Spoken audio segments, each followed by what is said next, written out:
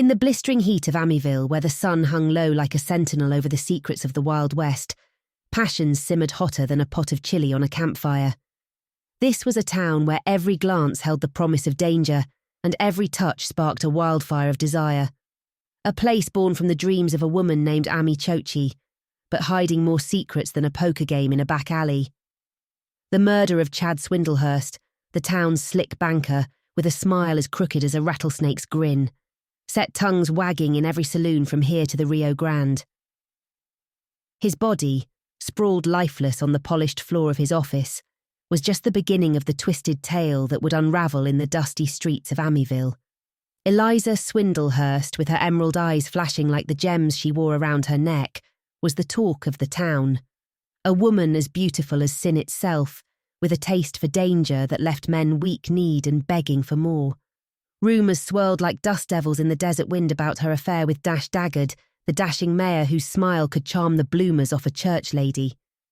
But it was Kimmy Chochi, the innocent daughter of Amityville's radiant founder, who found herself entangled in the web of lust and betrayal that surrounded Chad Swindlehurst's demise. With her golden curls and doe eyes, she was a temptation too sweet to resist, a temptation that led men to their downfall with just a flutter of her lashes. As suspicion fell on the town's most prominent figures, Marshal Harlan McGill found himself caught between duty and desire.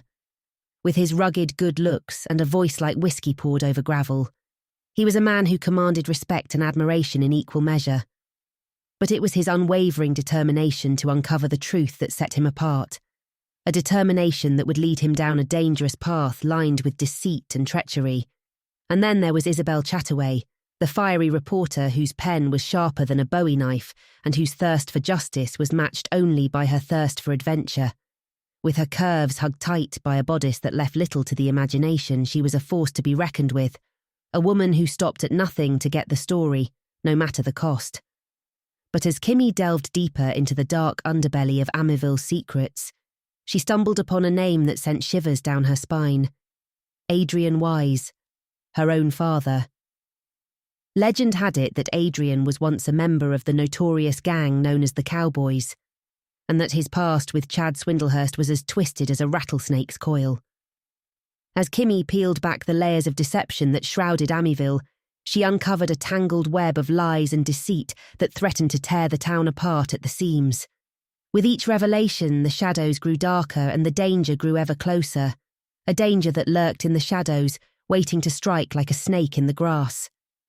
As the sun dipped below the horizon, casting long shadows over the dusty streets, the fate of Amityville hung in the balance, and as Kimmy and the mysterious stranger joined forces to uncover the truth, they would find themselves drawn into a deadly game of love and betrayal, a game where the stakes were higher than they could have ever imagined.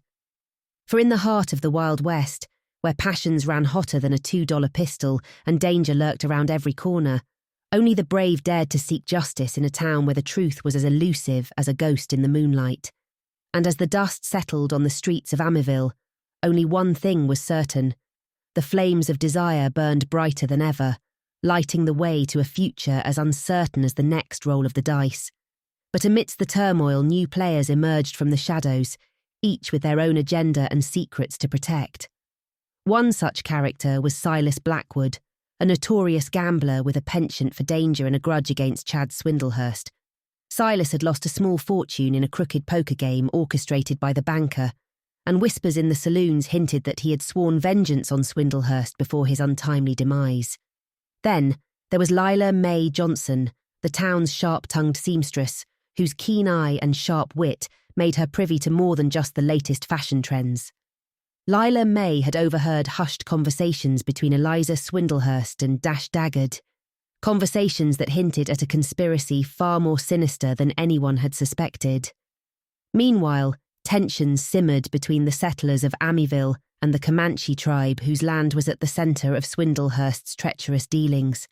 Chief Deoquinai, a proud and formidable leader, had warned Swindlehurst against encroaching on their territory, but his warnings had fallen on deaf ears. Now, with the banker dead and the town in turmoil, the Comanche braves grew restless, their distrust of the white settlers reaching a boiling point.